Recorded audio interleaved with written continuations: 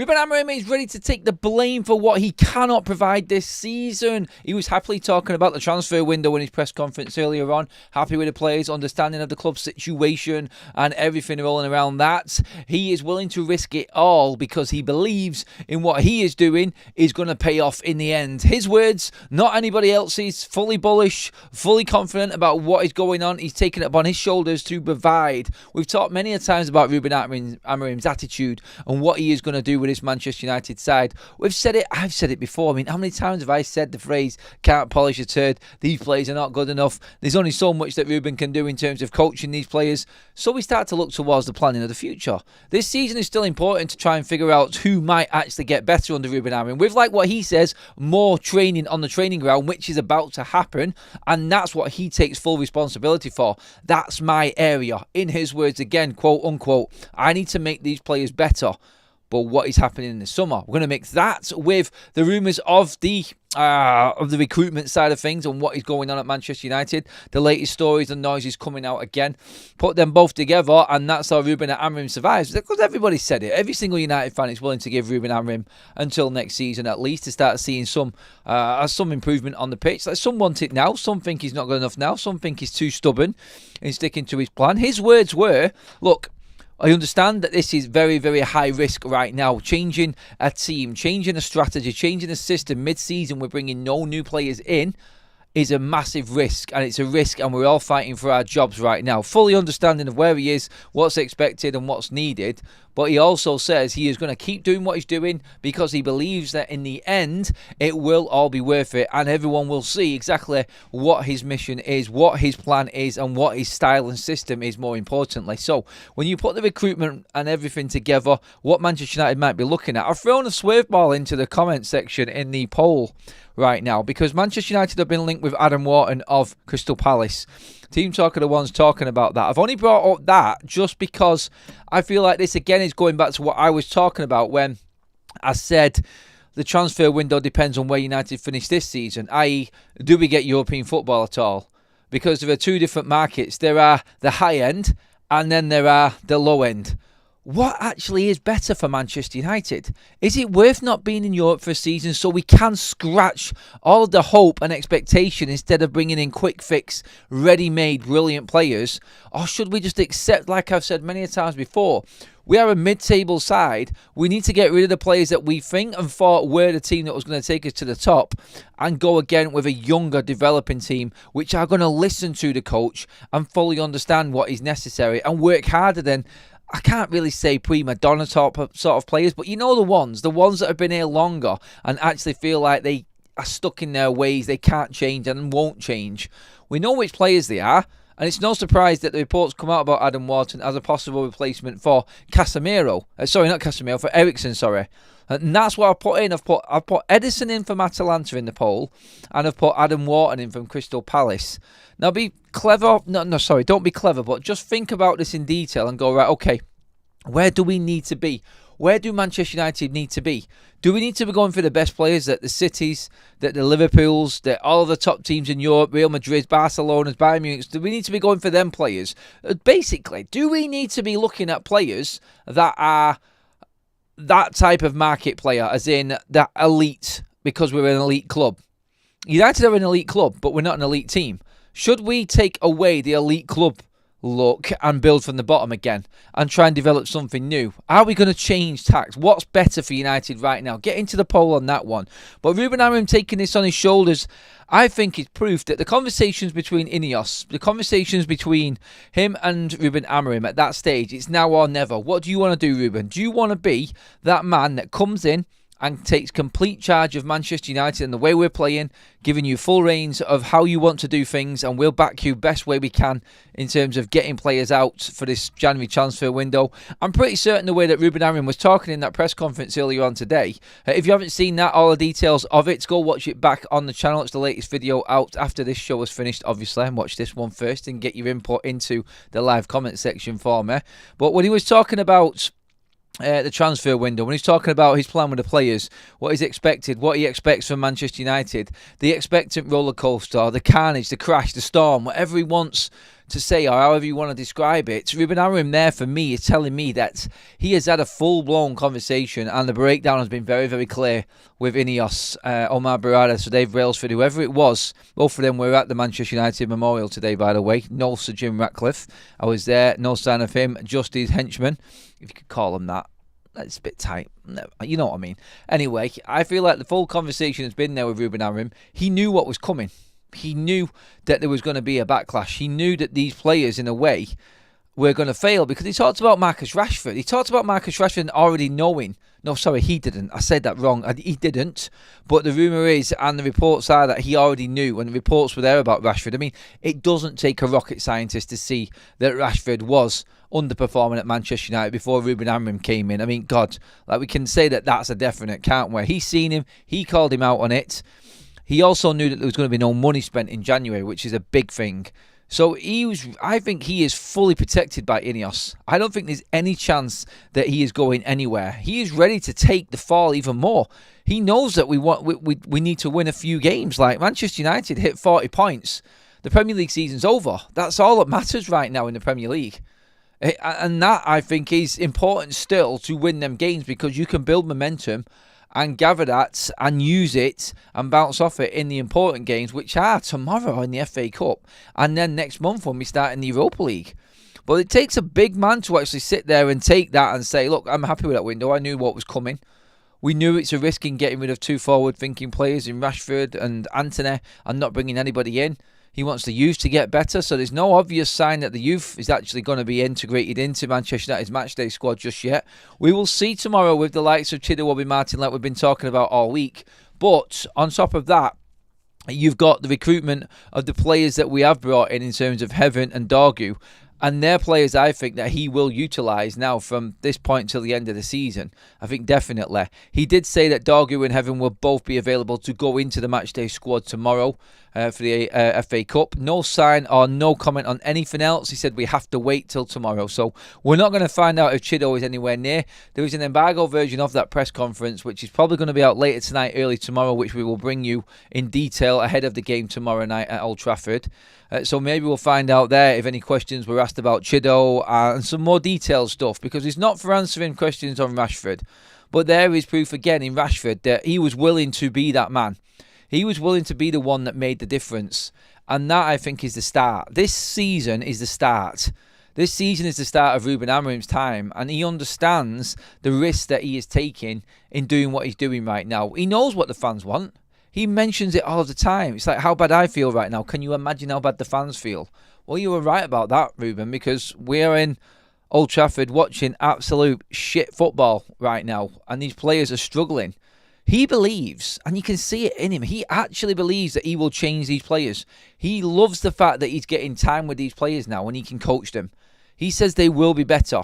It's up to him. That's his area. That's on him. He needs to make these players work better in his system. And now he's got that time for the next 4 weeks to work on these players consistently in training without the bad eggs, without the issues of Malacia, not knowing where to put Antony, the problem that is Marcus Rashford and all of the crap that comes with him. He gladly said, take your questions down the M6 to Unai Emery for Marcus Rashford right now. Happy that is a situation. He didn't say it like that, but he meant that. And go and ask you Unai Emery about Marcus Rashford now. I think he's happy that he can say that. He really is. But I think he's made a big point in the press conference today. And I did say before we went into the presser that this is a moment, like, he's going to get asked tough questions. Who's going to be playing tomorrow? What about the injury situation? Are we going to get anybody back in? Is anybody from the youth team coming in? Dorgu's debut, obviously the Marcus Rashford questions. Are you happy with what INEOS have done? Do you feel backed in the transfer window? Blah, de blah, de blah. And he's come out fighting today. He's come out fighting. Look, it doesn't guarantee us a performance against Leicester tomorrow. I think it'll be another struggle. I really do. And I think he'll be sat in Old Trafford saying similar things again. But what he is doing, he is just laying it down thick every single time he's asked a question. It's like, nope, don't care. No, don't care. Oh, but you've got to change this. No, don't care. It's not going to change. He's not going to change. And he will take all of the critique for what happens on that pitch for all of his players. Obviously, as long as they are now performing and putting everything in. I feel he has got rid of the players that weren't going to fit in, that weren't training hard enough. He's turned Garnacho around in terms of that. Garnacho's quality just now needs to start getting better. He needs to start learning quick because, like I said earlier on as well, I do believe that if United don't get into Europe this season, I could see the likes of Rashford, Garnacho and Kobbie Mainoo all leaving in the summer. And then United will have to recover that Champions League money that way. But I think United would bring in then 6 or 7 players. And everybody's saying to me, and I said that comment, and I've seen a few people leave in the live chat and then a few questions later as well in the comment section. Yeah, but what about PSR? Manchester United are just going to use that money to cover the PSR situation. United are not going to go out and buy players that are worth 50, 60 million, I don't think. There may be one who I think will possibly be Gyökeres, who's been the talk of the town right now. Did you see the crap? I said it earlier on. Manchester United's linked, and apparently Sir Jim Ratcliffe would love Harry Kane at Manchester United. What a load of shit. That's not true. There's not a chance that Sir Jim Ratcliffe wants Harry Kane at Manchester United. It just does not fit. Remember the quote? Like, seriously, like, you have to look back to the actual quote itself from the start. We're not going to go out and buy the next Mbappe. We're going to go and find and discover the next Mbappe. So why would he be wanting Harry Kane? What a load of tosh. Shut up, whoever's feeling that crap. It's not going to happen. I'm going to get into the comment section on all this now. Let me know what you think in terms of Ruben Amorim. Are you backing him? Are you happy to sit this out for another 4 months of this football, just waiting for players to try and get a little bit better? Let's be honest. What choice have you got? There is nobody else out there that's going to make these players any better. If you're happy to sit in 8th in the league, then go for it. Get rid of Ruben Amorim.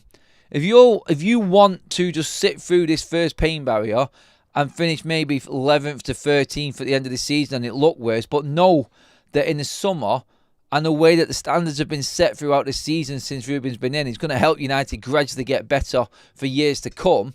That's where I want to be. But where do you want to be? That's the question. Can we take this any longer for just a season? The season's over. It really is. And are you honestly bothered if them players leave in the summer? What you've got to ask yourself is, you've got the top coach in. You've got the best coach around to come in. He was the best that was out there at the time. He was. You could talk about Nagelsmann. There's a couple other coaches that we were never going to get. Let's be realistic. But in terms of availability, Ruben Amorim was the man. He was ready to go into Manchester City. They would have gone all out for him. We know that. Hugo Viana, the director of football, was already there at City in the new season, replacing Begiristain, and we know that that was set up. So he was going somewhere else. Everybody else was looking at Ruben Amorim. And the players just haven't worked for him.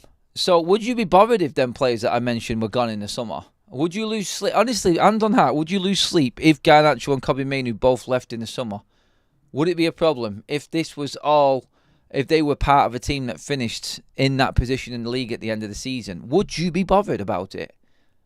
And obviously we'll know more towards the back end of the season. Maybe people's minds would have changed about Garnacho and Kobbie Mainoo by then. We will see, won't we? But honestly, looking at what Ruben Amorim was saying, looking at everything that he's talking about and how he's producing at the moment, well, not producing much in terms of results, but how do you feel he is when he talks? Do you feel he is confident enough that he can get more out of this team? And everything that I've just said there, I mean, are you happy with what situation we're actually at right now in terms of standing our ground, more importantly, and building for the future? I'm going to get into the comments now. I'm greedy. I want the Lemon players gone. I also am not above using Amorim's connections to recruit Gyökeres, Quenda, and hopefully Diamande. We miss Europe. We miss all those players. When we don't know. We don't know. There may be still a chance to get them players in. You just don't know, do you? Like, it's all out there. Let's just see what we've got in the comment section there. Amorim could go 4-4-2, and we'd still lost because most of it isn't good enough. Mike says, by using the remaining season as a kind of pre-season for Amorim to implement his system, we were ready to go in August. It's all about the patience and long game for Amorim. It does, like, he is ready to sit it out and tough it out right now. He's ready to take the criticism that's coming his way. Thanks for the super chat you got, Roz, by the way, mate. Really appreciate that, buddy. It's on INEOS where we are now. Any smart football fan knew Erik ten Hag would have gone after the FA Cup final, but INEOS persisted with the mediocrity. That was their biggest mistake. Out of everything. I listened to a great snippet from Kieran Maguire regarding Manchester United's PSR situation right now and everything that's going on in terms of the debt. I mean, I might bring it up for another show. I can't remember exactly what it was. I might be going and getting the clip up again. It was basically all down to the Glazers, not so much INEOS. The Glazers in terms of where the debt is. The INEOS issue, and this is all on INEOS, is selection of coaches and manager. That's them, not the Glazers. The Glazers gave them power to do the football business. The debt is the Glazers financing the takeover. Actually, in Manchester United's financial figures, we have the interest from the debt, which is near 200 million. We have the interest payments on everything, that is. We have, obviously, the servicing of the takeover itself, or the buy-in. So, the facility which paid for the solicitors to actually get the Glazers the money off Sir Jim Ratcliffe and get his 27.9% stake in Manchester United. That's added to it. So, Manchester United's situation and where we're at right now, and Kieran Maguire was talking about it. I'll bring the clip up on another show, but he's basically saying the 300 million that United have in debt right now on this financial year, or the outgoings of this football club, 250 million, a quarter of a billion of it is all down to the Glazers, not INEOS. That's just breaking the finances down. So when you look at the figures over the last PSR cycle, Kieran Maguire is saying, football finance expert Kieran Maguire, who was right on top of it, is saying the 300 million outgoings is pretty much all down to the Glazers. They spent money in the summer, obviously. Obviously, they've not recruited well. But the majority of the other debt that's come into Manchester United, the majority of the outgoings is all on the Glazers and what they've done. Like $250 million worth of it is all down to the Glazers. It's as simple as that. And we know that. Nobody's stupid. And that's what Ruben's up against right now. He knows the club has got himself in a position. When he's talking today about the mistakes that we've made before, about the errors that Manchester United have made in the transfer market, we're being very, very careful. This is where we're going right now. This is where we're going. It's like a setup where Manchester United now are not going to overspend. Like, for instance, the Quenda situation. As the song goes, super chat from Andrew, Ruben Amorim, he is going to turn it around. Not Ruben Amorim's army. Ruben Amorim is going to turn it around. Yeah, I mean, I think most fans have confidence in Ruben Amorim. They do. But when he's talking about making mistakes, I feel like that's that conversation again that INEOS had with Ruben Amorim. You're not going to get what other managers had at Manchester United. Forget it. We've tried it. It's failed. It doesn't work at Manchester United. It's a whole new direction. Everybody knows, and in Ruben talking today, you could feel it in his voice, and you knew that he knew that everybody's suffering, but everybody was prepared to take this suffering because they had to make a drastic change. And the whole structure of the football club has changed with it. But he's the only one who's going to answer questions. He's the only one who is going to take the flak for it from the media and everybody else in football circles. No one's going to talk about INEOS now from this point till the rest of the season apart from United fans. Nobody's going to look at that. So the rest of the world, apart from Man United fans, are all looking at Ruben. And that's the critique that's coming his way. That's the pressure on his shoulders that he's willing to take. And that's the difference in him. It's like, I don't care. I don't care. He is willing to just accept it all, which is admirable to say the least, because that's a lot of pressure, an awful lot of pressure on one man's shoulders right there. And we know how underperforming these players are.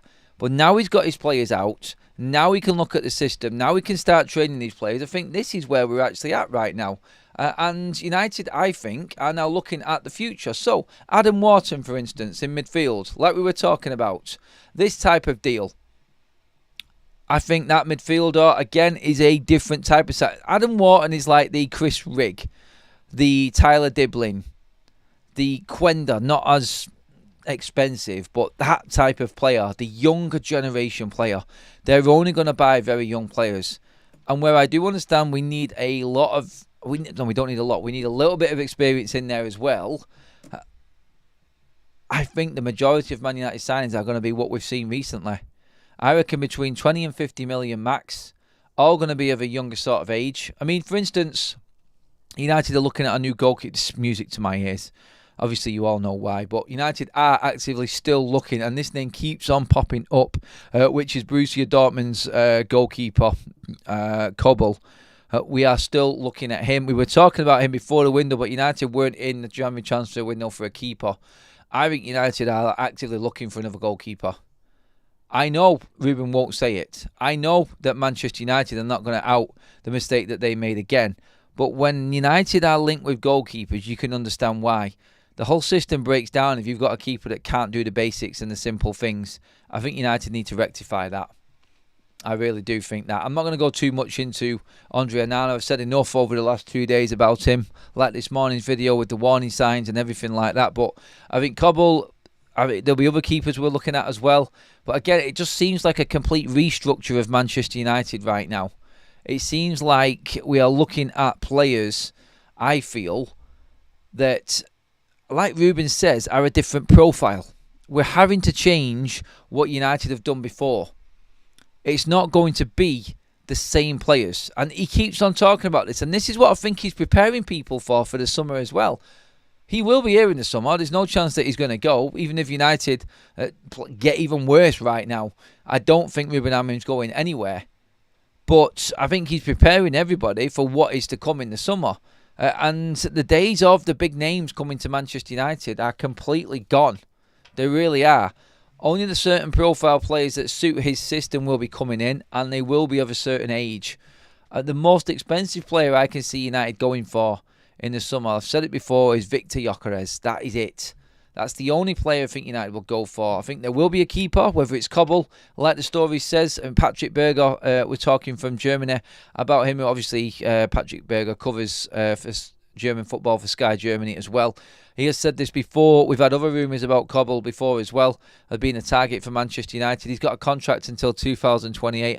I think this is what we're looking at. I think going forward, United are structuring and preparing for the summer. I think it's all earmarked for what is going to happen in this transfer window coming up. I think it's going to be very, very, very busy. And I think everybody will be waiting to see. Because again, when you ask the fan base, they want to see commitment, not just from the team, not just from Ruben Amorim. They want to see something from the ownership model. They want to see INEOS and what they are. Honestly, right now, when you look at what they've done so far, you can't really say that it's bad business. I mean, just want to bring it up, actually. I've got, I would say, in terms of the prices, and I want you to be honest with me right now as well. I want you to tell me if you feel like these are actually good or bad prices, and if we've done bad business at all with it. So I'm just going to get them up right now, so I've got them in front of me. And right, INEOS signing. So since INEOS have been in, Joshua Zirkzee, 36.5 million. These are all in pounds. Just put into the comments the player and not worth it. The player and no, if you don't think these are worth the money that we've paid for him under INEOS. 42 million for Manuel Ugarte. 42.9 million for Matthijs de Ligt. 25.2 million for Patrick Dorgu. Mazraoui, 12.9 million. Lenioro, 52.2 million. And Aiden Heaven, 1.5 million. You could also add to that Diego Leon at 3.3 million. You could add Sekou Kone, 1 million. Chidobe Martin, 1 million as well, because we bought all of them. But these are the ones that are being talked about the most. Is there any of them players there? Obviously, I know you're probably going to be talking about Zirkzee, but be honest with me in the live chat right now. Put the player name and no next to it so I can gauge where you're actually at. But they're the signings under INEOS so far. They're not normal Manchester United signings from before when INEOS came into Manchester United, are they? You can't say they are. I don't think they are anyway. Not the prices we paid for them anyway. First of all, quickly, Glenn with a super chat. Thank you, my man. Love that. Apparently, a lot of interest we are paying on debt is actually the credit card we used to buy Cass and Antoinette in 2022. That has crippled us. Yeah, the revolving credit facility of 250 million, or 200 million, I think it is, sorry. Company credit cards. This is just brain dead football financing. INEOS are not looking to use that credit facility. That's for certain. But let's get into all of these players. Let's see. Skiliano, no, says he says no to Zirkzee. Danny, no to Zirkzee. Zirkzee deal is a good, player is bad. A Zirkzee deal is good, player is bad. Okay, got ya. Sadly, we have become Everton under Sir Jim, control of our club with the Glazers. Have we though? Do we need to give it a little bit more time to see what happens in future windows? I think this is the big one this summer that's going to convince a lot of people either way. I really do. 42, Agate, good deal, says United Spotlight. Dorgu and Maz were good as well. Yoro, no, says Aaron. I think it's time with Yoro, isn't it? I think that's the one.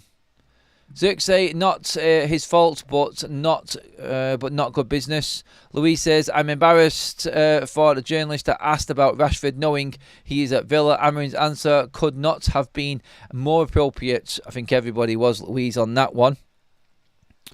Get to me with a few more, please, everybody. Mr. Dacia Sandero says, Evening, Adam. I hope it went well today at Old Trafford. It really did, mate. Never forget. Very true. We have to be sure about the profile of players, which include the mentality, attitude and work ethic. We don't need any drama players. Again, another thing that probably will be brought into this. Everybody's loving Ruben Amorim right now. Everybody is. Modern Samurai in the chat as well. Unless people are buying huge chunks of United stock, the Glazers are here to stay. They're not going anywhere. Everybody knows that. I think we talked about that last night. You're dead right, Modern Samurai.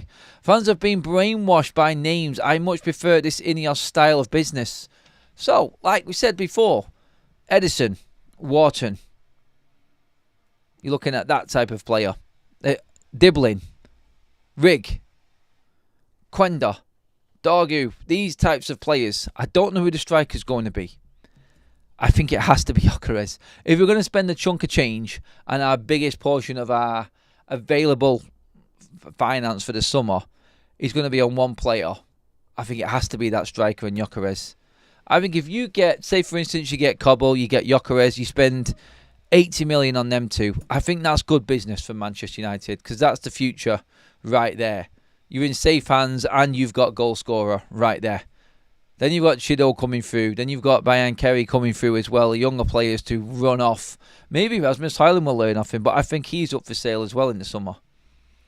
They're all okay. Each one could have been better, but none of them are why United are where they are presently. No, good point, Director of Football. None of the players that we brought in are the reason why we are where we are. Over 200 likes as well, everybody. Thank you so much. Love that. Keep your comments coming in. Well over 1,000 in the room. Get your likes in. Please hit the subscribe button as well if you haven't already. That way you can get into the live chat. Let's see. Tonkash with the super chats. One of the best channels. We as fans need to chill. Yeah, we do. We just need to... when the game's on, I can't really say that I'm chilled. I'm going to be honest. If anyone's watched me on a watch along at any point, you'll know that I'm an absolute psychopath. I can't help it. I can't hold it in. I try and stay calm on these sorts of shows. And I think I handle it quite well. But when the game's on, nah. I can't.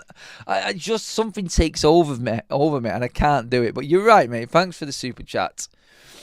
Also, just going to pop the link up that one of our mods guests has put into... the live chat as well. We are live with a watch along for Liverpool later, so come and join the conversation there as well. Get along, watch the game with us. Get your thoughts in on that as well. Nobody paying 50 million for Rasmus. We can't afford to sell him at a loss. I think he'll get another season. 40 million is what United are apparently going to take for Rasmus Højlund. I don't think we'll get that. I don't. I hope he scores a few goals. You may be able to scrape 40 million for him because of his age, and if he gets a few more goals this season, let's just say, for instance, 40 million, he'll be 22 going into next season. 16 goals last season. Maybe he gets another 10. It gets another 4 goals this season. He gets over 10. He's then on 20 odd goals for his 2 seasons at United under difficult circumstances. Still young, has shown really good sparks. Maybe you can sell him for 40 million. He might be worth it. I mean, INEOS would really impress me if they managed to move Rasmus Højlund on for 40 million. They would really impress me if that was the case. You got Raw says it's going to be hard for them to break even on Mount, Anthony and Rasmus. Yep. I think losses are going to be incurred there. And again, I think it's covered by what? Yes, indeed. I think the homegrown players will be sold aplenty in the summer. United need to balance books. Expect big names to go if United do not make Champions League or European football. Expect them names to rumble. I really do think it is going to be that point when the hammer comes down on players that the fans really love or they've got a real connection with. I just don't see United being able to afford to hold on to players that have put them in 13th in the league, let's not forget. And we have been clinging on as a fan base to these players. Maybe they aren't as good as what we think. Odd moments here and there isn't going to cut it at the highest level. And other clubs, they don't get it. I mean, you look, for instance, at Newcastle last night. Anthony Gordon, Bruno Guimaraes, Joe Linton, you could say, like, but do you know what I mean? Like, the standards there. Alexander Isak, the consistency in their performance is scary compared to what United have got. And yes, they do fall off. But then again, Eddie Howe plays the same team every bleeding week, doesn't he? So, yeah, no, I haven't got a new chair. Does it look different? I don't know. Not painted it. But, yeah, no, it's been the same one for a while. That's what we're missing. I don't think we've got the consistency in either Manu or Garnacho. I don't think we've got any consistency in any player apart from the likes of, you could argue this season, what, Ahmad, Ugarte, Mazraoui, De Ligt. That's about it. Good consistency. Everybody is up for sale if you're looking at the way that they're playing. Send Rasmus on loan to Leicester for next season. I think they'll be in League 2. Sorry, in League 2, in the Championship. I don't see them staying up. I really don't. But I think under Ruud van Nistelrooy, maybe he would improve. It's a good shout. I was hoping that a couple of Manchester United's academy players would end up on loan at Leicester under Ruud van Nistelrooy. It would have been a really good move for both of them. For both of them. For any of them. I love Gordon. Me class compared to any of our wingers, and Toon played 3 at the back last night. Their players just dealt with it. Again, it's professionalism, which is embarrassing. Daniel says, I'd keep the Rasmus for another season. He's too young to quit on and shouldn't take a loss on a 22-year-old. Mount is unsellable. He'll be kicking around till near the end of his contract. I don't think you can look at Rasmus Højlund and say he's too young to give up on. Sometimes you just got to look at him and go, maybe he isn't that good. He's shown sparks, but again, if we're talking about Garnacho leaving, we're talking about Kobbie Mainoo leaving, we're talking about Rasmus Højlund as well. We have to be. It's right, isn't it? That's the way it's going to go. We need to be realistic with all of these players now. We cannot just keep clinging on to players. It will be 2 years at United. If you've not improved, then you're out. It has to be that way. And I am happy that INEOS have got that stance. Unlike the Brailsford or Omar Barada stance, I think it was, wasn't it? It's like, if you haven't got anywhere in 2 years, or if you're not showing signs of getting better, then you do need to be out of the door. I think that's quite clear. And I think that's the message which is coming across. You think they're going to do more season loan deals for Mount, Anthony, get them out of United, get them out of United spotlight, or work down another year off their deals? I don't know with Mount. Anthony, 3 years in on a 5-year deal. I think they'll try and sell Anthony in the summer. I think if he does well at Betis, which he has done already, I think Antony might be sellable. This is the hope with Antony. So I literally will be watching Betis games just to see how he's playing. If he improves, United could sell him in the summer. And I think United would accept something along the lines of 30 million for Antony. And if he keeps doing like he was for Betis in that game over the weekend, then he's probably worth 30 million to somebody. He's still young, don't forget, Antony. He's not an old player. He has still got something. And he looked sharp in that game. He really did. He looked at home. And there's levels to football, I know. And that's the problem we've got with a lot of these players coming into United. They just can't handle the pressure that is United. But I think Antony has definitely got value. If he carries on playing the way he did in that first game, and it's only one game, I know, but still, there's every chance that he can be consistent for Real Betis. And after that game, he's going to start the next game, and then they get to a certain level. And if they trigger that sort of performance clause when United get bonuses as well, and they're starting to earn money off him as well, and this is what you need to remember as well. It's like we're paying off. We're not having to pay his wages right now. If the bonuses kick in and we actually earn money off Antony, it's easier to sell him for less to balance what we actually bought him for. After 3 years in, that's over half the way through his contract. And then you're looking around 30 million with the little bit of wages and bonuses you've made this season. You could probably get away with that sale. I think United will look more at 35 to 40. But I do believe if someone comes in for 30 million, you cannot say no to Antony. You can't.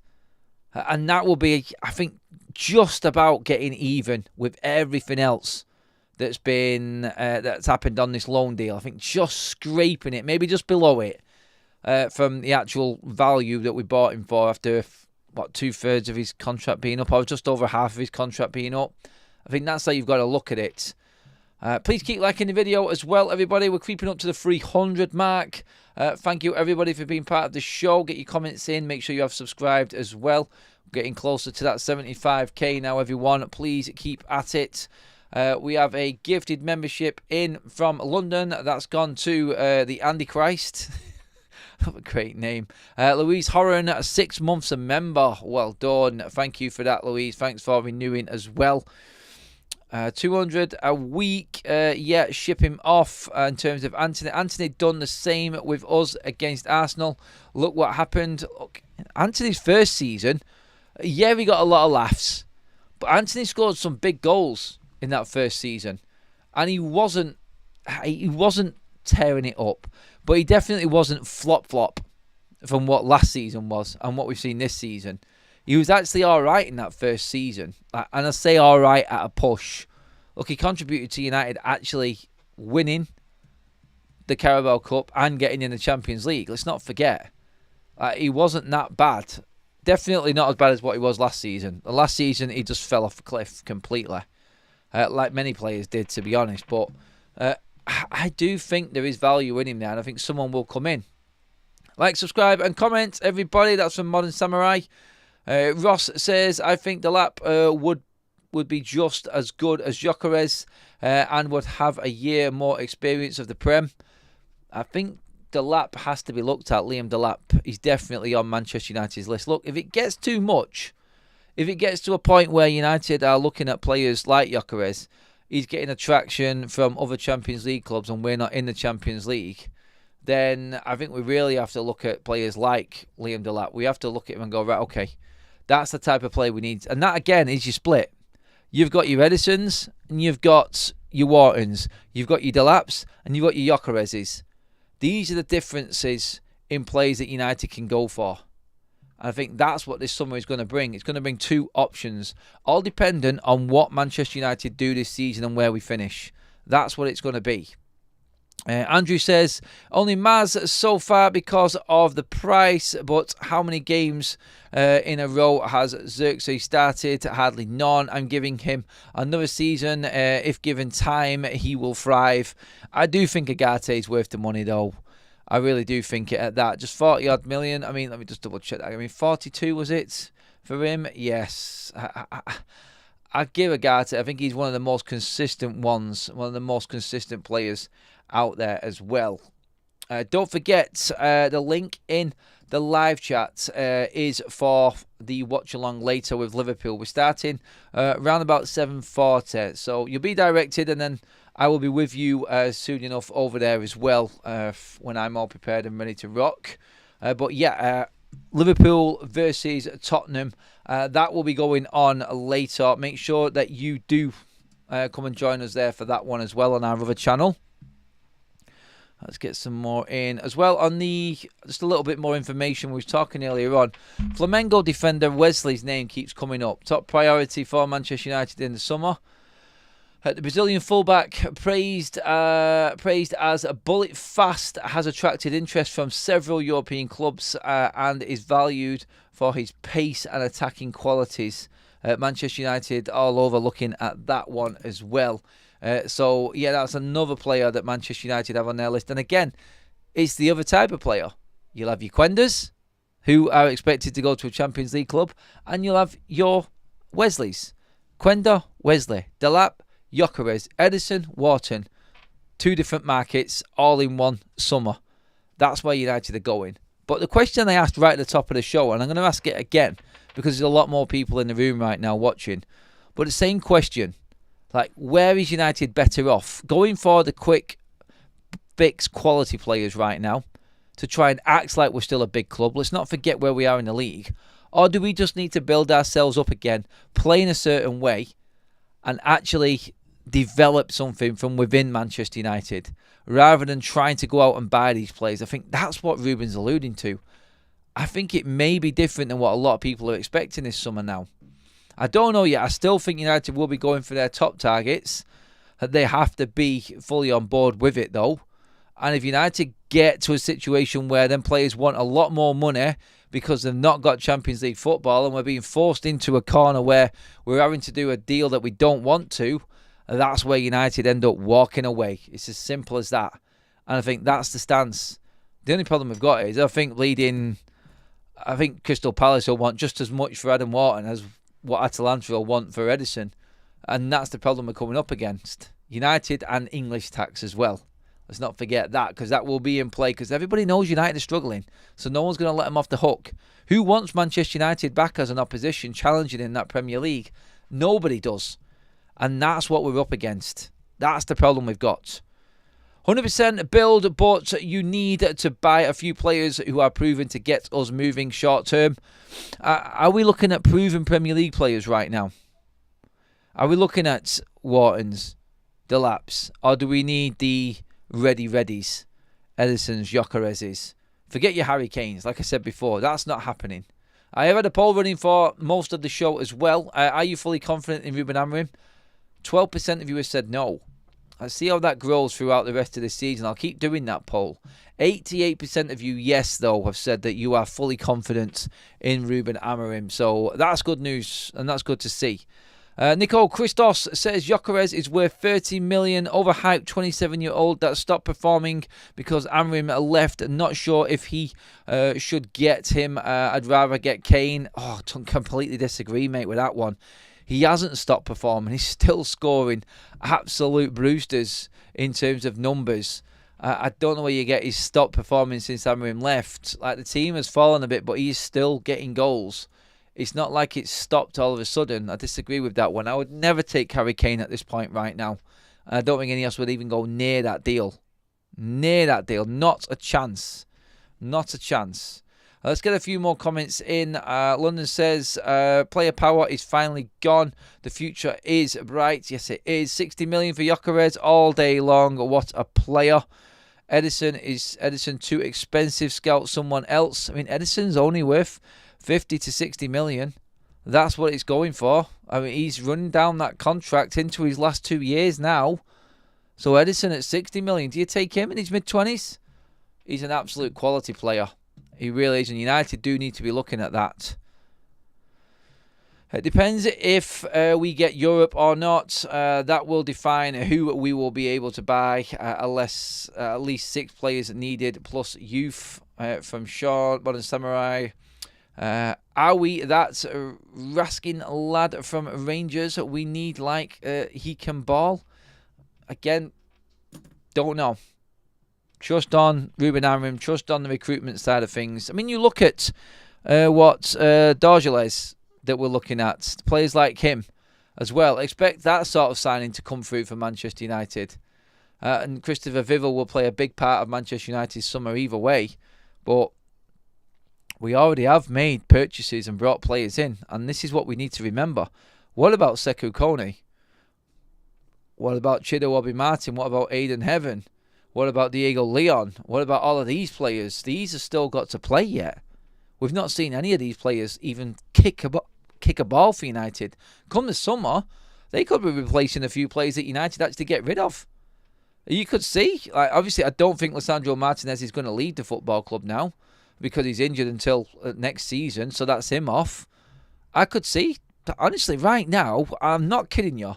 I said before, and it shocked a few people, there are players that I think United have got value in, who I think we could sell, and I think we could get over 200 million for 4 players at Manchester United right now. That's Marcus Rashford, Alejandro Garnacho, Kobbie Mainoo, and Diogo Dalot. If United replaced them players, would anyone be bothered? I mean, I understand everybody hates INEOS and the Glazers, and they feel like they're getting rid of their younger talent. But let's not forget, we actually recruited Garnacho. We developed Kobbie Mainoo, and we made them the players that they are right now. And this is what other clubs do. I think some United fans just get mixed up in this whole realm of like, we are United, and this is something we don't do. This is United, and we sell players all of the time. We sold David Beckham. One of Manchester United's brightest ever academy graduates. We sold him to one of our biggest European rivals as well.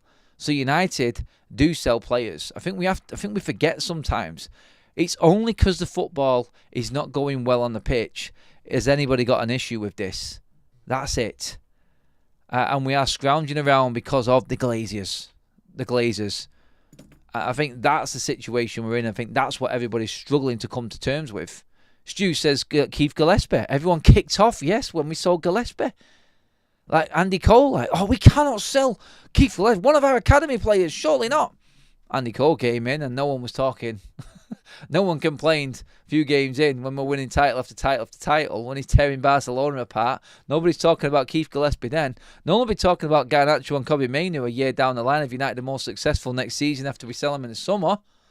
You know what I'm saying? Look, I don't want to sell them. I just want to make that point clear.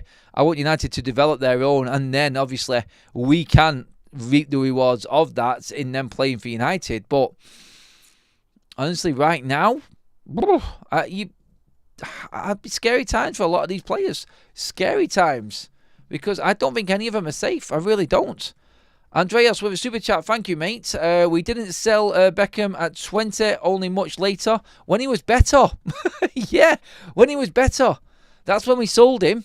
And we didn't sell him for much either. We should have got more.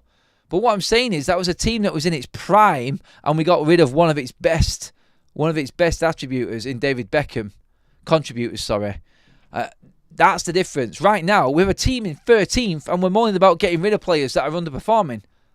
That's the difference. That's what I'm trying to get across, and that's the point.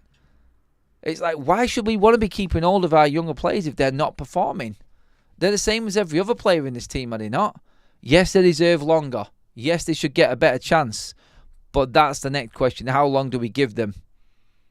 How long do we give them? If they're not going to perform under Ruben Amorim, and we're all backing Ruben Amorim, and someone comes in for a bid for one of these players, do we let them go?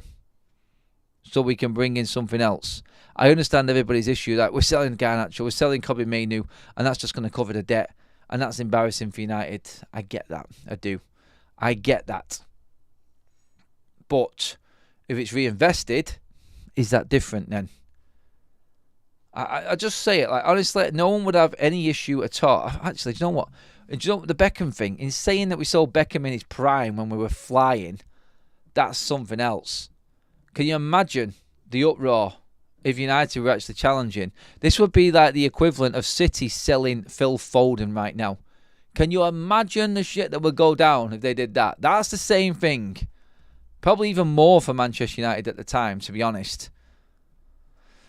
Mainoo and Garnacho can only go if the manager is disgusted with them and not for PSR reasons. Beckham wasn't sold because of PSR. I don't know. I disagree, Savage. Garnacho and Mainoo can go if Ruben Amorim isn't getting the best out of him. If they're not working for him, they can go. We can't keep all the players that are not working for Ruben Amorim. If he wants them out, they go. And honestly, prepare yourselves. I think there will be a shock this summer in the transfer market for United. I really do think there will be. I think it's that stage right now, and I think we are that, I'll say desperate. We are kind of desperate. I just hope we do make the Champions League. I hope we can win the Europa League. It's a big ask. If we do, then we can keep all of our players, because the finances from the Champions League, whoa, that changes the whole landscape for United. It does. I just can't see it. I haven't seen enough. Hopefully, tomorrow will give me a little bit more encouragement, and I can be talking about a United winning side tomorrow. And we'll see then. But that is it for tonight's show, everybody. Thank you so much for joining us. Get your comments in below as well. Make sure that you do join us on the watch-along as well after for the Liverpool-Tottenham game. That is coming up in around about 30 minutes' time. We're going to be live on that one. But for now, that is it, everyone. Oh, quickly, first of all, a couple of super chats coming in right at the end. Sorry, Adam, they sell Beckham because he got problems with Sir Alex Ferguson. Otherwise, he would be like Giggs, Scholes. I don't agree selling Mainu and Garnacho. No, it is. We sold David Beckham. We sold David Beckham because basically Sir Alex Ferguson thought he was getting too big for his boots, but he's still getting more out of him. That's the difference. He was performing, and something could have changed. But he was at that level, at that elite level. That's why it's different. We were able to do that then. So that, for me, and you cannot compare Beckham to Mainu and Garnacho. You're dead right, mate. But it's the other way. Like, if we can sell them players, we can definitely sell the likes of Mainu and Garnacho. Andreas with another super chat. Wish we could buy a Beckham, Giggs and Rude now. We really need the current owners out. Their debt are killing us. Yeah, we need at least 4 players next season. I think 6. I think 6 is United's total for this summer. But that is it, everybody. Thank you so much. Contributions, comments, members, mods, everyone in the chat helping out. Absolutely love that one. We'll be back on Football Talks very, very soon. I will see you all in there. Cheers, everybody. Like the video, subscribe to the channel. I'll see you in about